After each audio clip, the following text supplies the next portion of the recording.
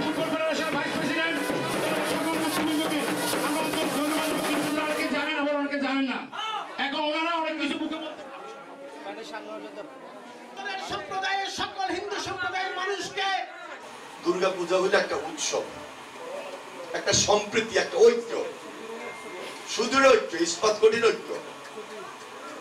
আমরা আমাদের যেরকম উৎসব পালন করি মুসলমান সম্প্রদায়ের, মারমা, চাকমা, বৌদ্ধ, খ্রিস্টান তাদের উৎসব আছে না, তারা পালন করে, যার যার ধর্ম শেষে পালন করবে।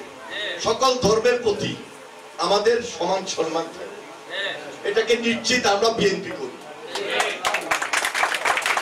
বিএনপি এমন একটা দল, আপনাদের পাশে থেকে আমরা কথাগুলো বলি, আপনাদের পাশে থেকে সহযোগিতা করি।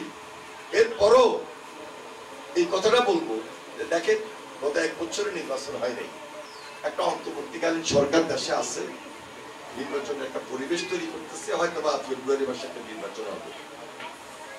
সেই নির্বাচনের জন্য এখন থেকে প্রস্তুতি নেবেন। আমার বিশ্বাস আগে আপনারা আমাকে যেভাবে নির্বাচিত করেছেন, সামনের দিনগুলোতে সেভাবে নির্বাচিত করবেন। আর আমাদের দলীয় অনেক নেতা আছে, এখানে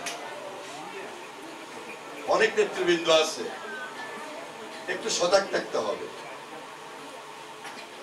যদি ওনাদের বাড়িতে বারবার আসতে হয়, আসবেন, সহযোগিতার হাত বাড়িয়ে দিবেন। আমরা যদি কাউকে সমীহ করি, সম্মান করি, ইজ্জত দিই, আমি কিন্তু ছোট হব না, নেতা হিসেবে আমি বড় হব।